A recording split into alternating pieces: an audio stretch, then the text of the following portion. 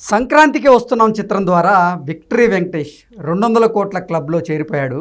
మరి నందమూరి బాలకృష్ణ గారు ఎప్పుడు చేరుతారు అనేటువంటి వార్తలు వస్తున్న నేపథ్యంలో దీని మీద మనం పూర్తి స్థాయిలో విశ్లేషణ అయితే చేసుకుందాం. ప్రస్తుతం మనతో పాటు ఉన్నారు ప్రముఖ సినీ విశ్లేషకులు, ప్రముఖ సీనియర్ జర్నలిస్ట్ యజ్ఞమూర్తి గారు. వారితో మాట్లాడదాం. సార్ నమస్తే అండి. నమస్తే కృష్ణ. సంక్రాంతి బరిలో నిలిచినటువంటి సంక్రాంతికి వస్తున్నాం చిత్రం ద్వారా విక్టరీ వెంకటేష్ గారు హిట్ని అందుకొని 200 కోట్ల క్లబ్లో అయితే చేరారు. మరి బాలకృష్ణ గారు 200 కోట్ల క్లబ్లో ఎప్పుడు చేరుతారు అనేటువంటి వార్తలు ఇప్పుడు సోషల్ మీడియాలో చక్కర్లు కొడుతూ ఉన్నాయి. దీని మీద మీ విశ్లేషణ ఏంటి సార్?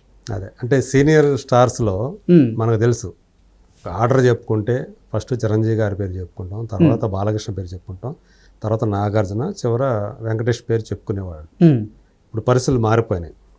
ఈ సీనియర్ స్టార్స్లో చిరంజీవి, బాలకృష్ణ, నాగార్జున వెనక్కి వెళ్ళిపోయి వెంకటేష్ ముందుకు వచ్చేసారు. ఓకే. సో అసలు రేసులోనే లేకుండా వెళ్ళిపోయారు నాగార్జున అనేది మనకు కనిపిస్తుంది. ఎందుకంటే ఆయన స్పెషల్ రోల్స్ కూడా చేయటం మొదలుపెట్టి చాలా కాలం అయిపోయింది. అంటే వేరే హీరోల సినిమాల్లో ఆయన స్పెషల్ రోల్స్ కూడా చేసుకుంటూ వస్తున్నారు. ప్రజెంట్ అలా 2 సినిమాలు చేస్తున్నారు. ఒకటి ధనుష్ సినిమా, ఒకటి శేఖర్ కమల కుబేర, ఇంకొకటి రజనీకాంత్ సినిమా కూలీ. సో ఆ సినిమాలో కూడా ఈయన నటిస్తున్నారు. సో వీటిలో కూలీలో ఈయన విలన్ నెగిటివ్ రోల్ అని చెప్పేసి కూడా మనకు వినిపిస్తుంది. లోకేష్ కనకరాజు డైరెక్టర్. సో అట్లాగే ఇది తెలుగు సినిమాల్లోనే ఆయన కొన్ని స్పెషల్ రోల్స్ చేసిన సంగతి మనకు తెలుసు. ఎప్పుడో వచ్చినటువంటి కృష్ణార్జున అనే సినిమాలో కూడా మంచు విష్ణు హీరో అయితే ఈయన ఒక స్పెషల్ రోల్ చేయటం ఇట్లాంటి గమనించవచ్చు మనం. అలాగే శ్రీకాంత్ హీరోగా చేసిన సినిమాలో దాని పేరు గుర్తు నిన్నే ప్రేమిస్తా, అప్పుడే చేశారు. ఆ తర్వాత కూడా చాలా చేశారు. అది ఇక సోలో హీరోగా కూడా ఆయన ఇంతవరకు కూడా 100 కోట్ల క్లబ్లోకి రాలేదు ఆయన. అంటే నేనంటే అది గ్రాస్. ఓకే. ఇంతవరకు ఆ గ్రాస్ పరంగా కూడా ఆయన అందుకోలేదు.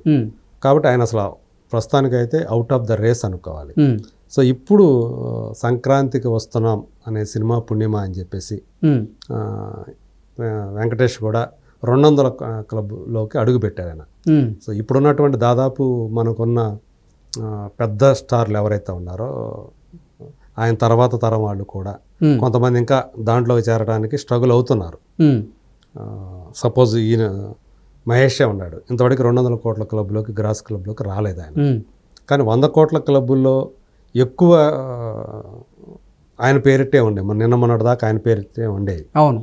Prabhas global star, pan India స్టార్గా ఎవాల్వ్ అయిన తర్వాత ఆయన వరుసగా అవి కొట్టాడు, 100 కోట్ల గ్రాస్ కొట్టేశాడు.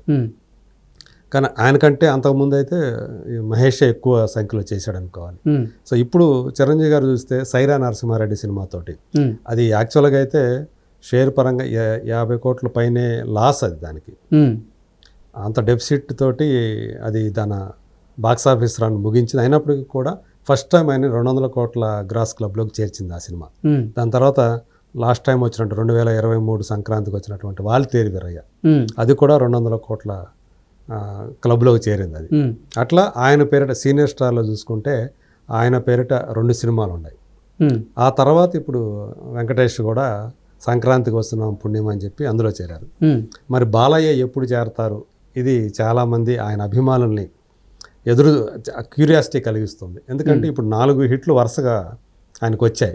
కాకపోతే వీటి అన్నీ కూడా వారం 10 రోజుల తర్వాత చూసుకుంటే, అంటే సెకండ్ వీకెండ్ అయిపోయిన తర్వాత, సెకండ్ వీకెండ్ అంటే అప్పటికి 10 రోజులు అవుతుంది. మొదటి వారాంతం అంటే 3 రోజులతో అయిపోతుంది. అది తర్వాత రెండో వారాంతం వచ్చేటప్పుడు ఇంకొక వారం రోజులు, 10 రోజులు అయిపోయిన తర్వాత 11వ రోజు నుంచి యూజువల్గా ఆయన సినిమాల కలెక్షన్లు తగ్గుముఖం పట్టడం అనేది ఇప్పుడు దాకా జరుగుతూ వస్తున్నటువంటి ఒక ప్రాక్టీస్, ఒక విధానం అనుకోవాలి. అఖండ కొంచెం పర్వాలేదు, అది మొదట్లో చాలా బాగా ఆదరణ పొందింది. 2-3 వారాల దాకా కూడా సస్టైన్ అయింది. అది అప్పటికి కొంతమంది మనం థియేటర్లకు వెళ్ళాలా వద్దా అని సంశయిస్తూ కొంత ఆగి, లేకపోతే అది ఇంకా ఎక్కువ కలెక్షన్లు తీసుకురావాల్సిన పొటెన్షియల్ ఉన్నటువంటి సినిమాగా అందరూ కూడా పేర్కొంటూ ఉంటారు. కానీ అది కూడా ఆ 150 క్లబ్లో కూడా రాకముందే ఆగిపోయింది.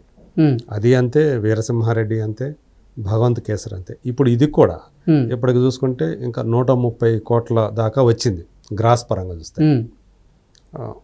ఇంకా ఇది కూడా 200 క్లబ్లోకి చేరే అవకాశాలు కనిపించట్లేదు. కాబట్టి అఖండ 2 మీద ఇప్పుడు అందరు ఆశలు ఉన్నాయి.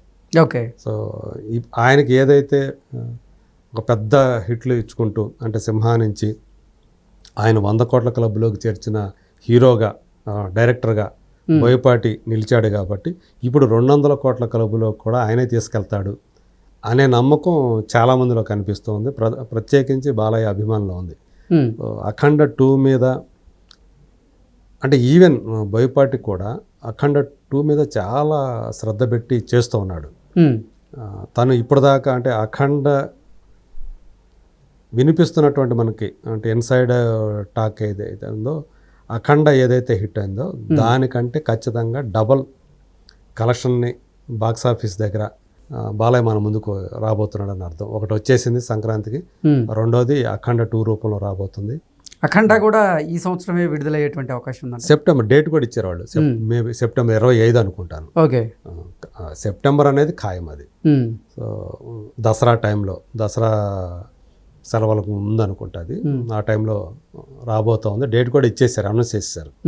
సో దాన్ని తగ్గట్లుగానే ఆ సినిమాని పూర్తి చేయడానికి బోయపాటి అహరహం శ్రమిస్తూ ఉన్నాడు. ఖచ్చితంగా బాలయ్య కెరీర్లోనే అత్యధిక కలెక్షన్లు సాధించడమే కాకుండా ఆయన 200 కోట్ల క్లబ్లోకి గ్రాస్ పరంగా, అలాగే షేర్ పరంగా 100 కోట్ల షేర్ క్లబ్లోకి చేరుస్తుంది అనే నమ్మకం మాత్రం చాలా మందిలో ఉంది, బలంగా ఉంది. ఖచ్చితంగా అంటే ఇప్పుడు అందుగురించే హోప్స్ అన్నీ కూడా బాలయ్య అభిమానుల ఆశలన్నీ కూడా అఖండ 2 అంటే సంక్రాంతికి వస్తున్న చిత్రం ద్వారా ఇప్పుడు విక్టరీ వెంకటేష్ గారి వంతు వచ్చింది 200 కోట్ల క్లబ్లో చేరడం. అదే అఖండ 2 ద్వారా బాలయ్య బాబు గారి వంతు రాబోతుంది అంటూ కూడా చాలామంది సోషల్ మీడియాని బేస్ చేసుకొని ఇప్పుడు పైగా అది కూడా 2025లోనే 2 జరగబోతున్నాయి అనేది. 2025లో సాధించాడు వెంకటేష్, అదే 2025లో బాలయ్య కూడా సాధించబోతున్నాడు అనే అభిప్రాయం, నమ్మకం చాలా బలంగా వ్యక్తమవుతూ ఉంది. బోయపాటి కూడా టార్గెట్ అదే అని చెప్పి మనకు తెలుస్తోంది. 200 కోట్ల గ్రాస్ ఎట్టి పరిస్థితుల్లో దాన్ని దాటాలి. ఇంకా ఎక్కువ వచ్చినా కూడా ఆశ్చర్యపోవాల్సిన పని లేదు. ఎందుకంటే అది పాన్ ఇండియా లెవెల్లో రిలీజ్ కాబోతున్నటువంటి సినిమా, చాలా పకడ్బందీగా చేయబోతున్నారు. ఎందుకంటే మనం చూసాం అఖండలో తను దాని పేరేమంటారు, సనాతన ధర్మం, ఆ సనాతన ధర్మం మీదే ఎక్కువగా ఈ అఖండ 2 అనేది ఆయన మనసు పెట్టి చేస్తున్నాడు. ఓకే. దాన్ని ఎక్కువగా ప్రొజెక్ట్ చేస్తున్నారు సనాతన ధర్మం మీద అఖండ 2 ద్వారా. మనకు తెలుసు ఎక్కువగా మనం ఫస్ట్ పార్ట్లో చూసింది అఖండని సెకండ్ హాఫ్లోనే చూసాం. ఇక్కడ అలా కాకుండా మొత్తం అంతా కూడా దాని మీదే ఎక్కువగా ఉండబోతా ఉంది. విశ్వరూపం అఖండ అనే ఒక అఘోర విశ్వరూపం ఏంటి, ఆ పాత్ర అసలు ఎలా అఘోరగా మారింది, ఇవన్నీ కూడా మనం అఖండ 2లో చూడబోతున్నాం. తద్వారా ఆ పాత్ర ద్వారా ఈ సనాతన ధర్మాన్ని కూడా ఆయన హైలైట్ చేయడానికి ప్రయత్నం చేస్తున్నాడు అని చెప్పి మనకి వినిపిస్తూ ఉంది. ఖచ్చితంగా హిందీ బెల్ట్లో మనకు తెలుసు కొంతమంది ఇలాంటి సినిమాలు బాగా ఇష్టపడుతున్నారు ఈ మధ్యకాలంలో. అలా ఈ సినిమాని మొత్తం పాన్ ఇండియా లెవెల్లో బాగా ప్రమోట్ చేయడానికి, పాన్ ఇండియా లెవెల్లో పెద్ద రిలీజ్ చేయడానికి ప్రయత్నాలు మొదలు పెట్టేశారు ఆల్రెడీ. ఓకే. సో ఈజీ అంటే పెద్ద కష్టం కాకుండానే 200 కోట్ల క్లబ్లోకి, అంటే ఎక్కువ రోజులు తీసుకోకుండానే ఆ 200 కోట్ల గ్రాస్ క్లబ్లోకి అఖండ 2 చేరుతుంది అని చెప్పి వాళ్ళంతా ఆశిస్తున్నారు. ఓకే. సో 2025 వెంకటేష్ ఎలా చేశాడో బాలయ్య కూడా అలా చేస్తాడు.